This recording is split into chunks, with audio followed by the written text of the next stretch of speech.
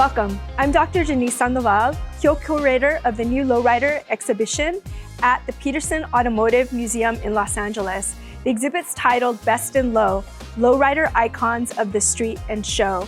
With this exhibition, we're really about teaching folks about what is lowrider customization by highlighting certain features that lowrider cars are known for, like upholstery, paint, engraving, and of course, hydraulics.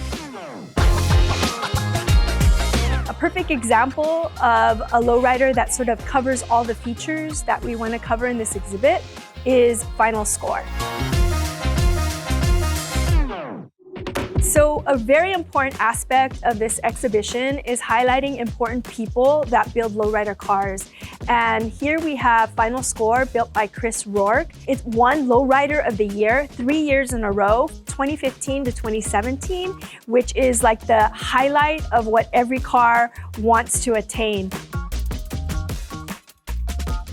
We look at this car and it has the important features of paint, and you see paint underneath the hood as well as engraving. So when we sort of think about paint, it incorporates a lot of different graphics, candies and pearls, and then oftentimes lowriders also have murals that sort of teach people about who the owner is, and a lot of times owners choose certain themes to their cars when they build them. You also see engraving as well, and engraving on the engine wall, oftentimes even in the undercarriage underneath the car, and even in the trunk on the hydraulic. So this car kind of has all the four aspects that we're looking at in this exhibition. So when we think about lowrider cars, a lot of folks say that every car tells a story. Sometimes it's personal stories and it'll feature family members, other times religious images, and often you see La Virgen de Guadalupe, the Mexican Virgin Mary, or with Final Score is, as I mentioned, this car won Lowrider of the Year 3 years in a row, and oftentimes lowrider owners do a different transformation to their car each time. So in this car, you have images of like a graveyard with like a sort of a crypt keeper, and on the tombstone, it says Perfect Score. And so typically a car came out with like a different name or a different sort of theme.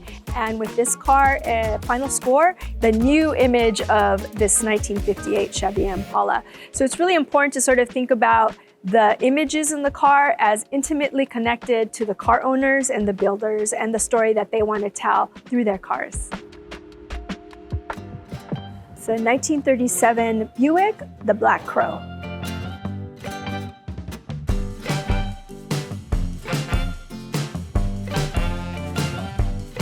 So we have one of the oldest lowriders in existence that belongs to the oldest lowrider car club in continued existence in LA, the Dukes, founded in 1962 by the Ruelas family. And what we have here is Fernando's car that he had in the early 60s. And what's great about the Dukes Car Club, it was a group of brothers that started when they were young, customizing go-karts. Their Uncle Tinker taught them how to customize, and eventually they each sort of had a specialty that they sort of honed in on, whether it be upholstery, paint, engine work, electrical work. And so the other side of lowriding is how there's well-known families on the lowrider scene that help set the standard of the culture. And the Ruelas families are one of the OGs, are often considered the godfathers of lowriding. So lowriding is birthed after post-World War II, when there was a boom in car culture activities and in customization. A lot of times post-World War II, there was a turnover in secondhand cars, and so working class youth and young folks could afford these cars. So here we have like a 1937 Buick that is very clean, right? Just low to the ground, nice paint job, nothing like a radical custom. And I think the other part is thinking about how the style of customization, like the low part to the lowrider, you needed the low because we had the high with the hot rod. So hot rodding really began in the 1930s when young men were using their cars to, again, express themselves, stand out. And hot rods are known for being raised off the ground, right, going fast. Lowriders, post-World War II, took it the opposite direction. It was low to the ground and about going slow. But like what I always say, you want people to look at your car, because when people look at your car, they're looking at you, and they're looking at your community. 1964 Chevy Impala Gypsy Rose. One of the most historic lowriders that's well known around the globe is the Gypsy Rose, which is really sort of the pinnacle of a lowrider icon. It's a 1964 Chevy Impala, was built in the 1970s, and it really kind of hits all the notes again that we're covering in this exhibition. This car was a street car. Not only did it drive in Cruz Whittier Boulevard in the 1970s, but was also featured on Lowrider magazine. And when you sort of look at the car, not only is it covered in over 100 roses, but it has crushed velvet pink interior, chandelier, and I always like to say it sort of highlights like it's rolling art. And so how lowrider owners were using their car to not just tell a story, but make a mark on the boulevard, and also using their cars as an emblem of I exist. Here we are, look at my car, it's beautiful, it's art, and especially important for Chicanos in the 1970s when we were fighting for our civil rights during the Chicano movement. So the Gypsy Rose also made a pop cultural impact in the 1970s. It was on a TV show called Chico and the Man, and it most importantly is the only lowrider that is in the National Vehicle Registry of Historic Cars in the United States, and it was given that honor in 2017. If you notice lowrider cars, there's a plaque flying in the back of the cars, and that's really important to sort of build the community aspect. Imperial Car Clubs is the second oldest lowrider car club in continued existence. It was founded in 1965. Jesse Valadez, the owner of this car, was one of the founding members. And so I think what's really important also about lowriding as a culture is the community aspect, the social aspect. So sometimes you have 2-3 generations of a family in a lowrider car club. Oftentimes, car clubs started in certain communities, and so there were friends in the neighborhood.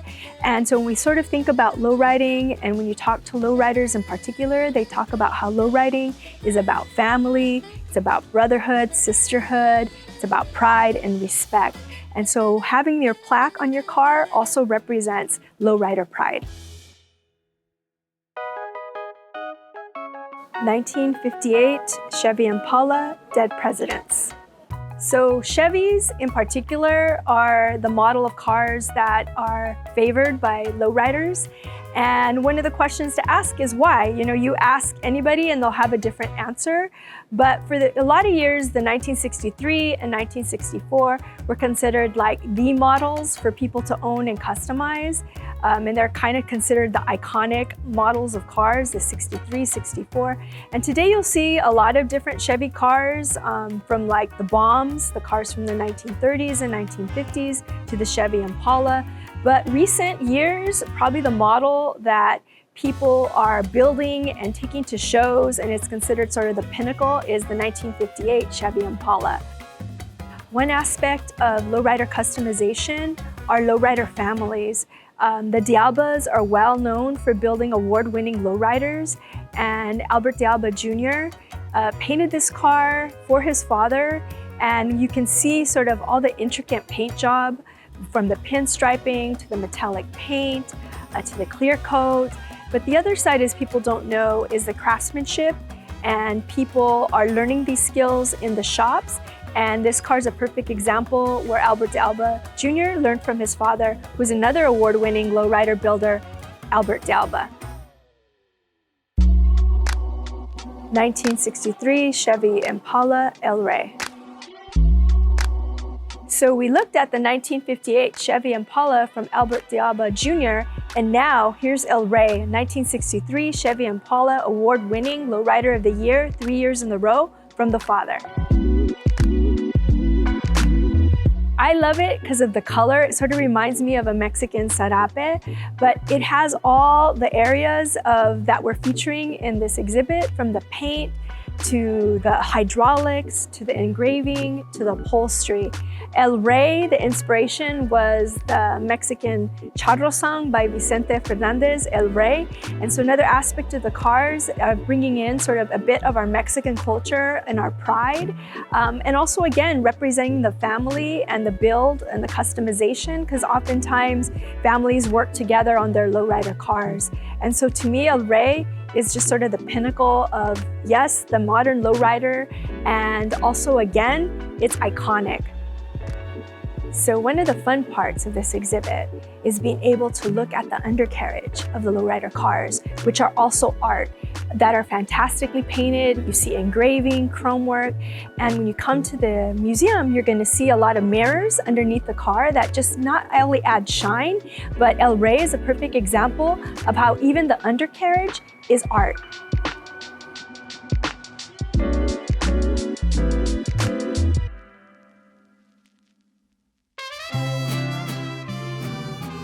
(1953) Chevy truck, Kodos 53. As a Chicano studies professor for over 25 years, I argue that the lowrider car represents Chicanismo. What is Chicano? Chicano is Mexican-American identity that in the 1960s, the label Chicano became a way to not just embody our pride of being both Mexican and American, but the word Chicano also has roots to our indigenous past in Mexico, from the word Mexicano, which is the original sort of name of the Aztecs, the Mexicas. And so I'm always fascinated with how lowrider cars and their art also use indigenous imagery to make that link to our indigenous past. So when sort of thinking about some of the indigenous imagery that lowriders use in their artwork, we often see the Aztec calendar, images of indigenous warriors. And I think, again, that's that connection for Chicano identity, that our roots were in this homeland, that yes, our roots are also European from the Spanish, but also we are also Indian. And so it's interesting to see how the artwork on cars also make that connection.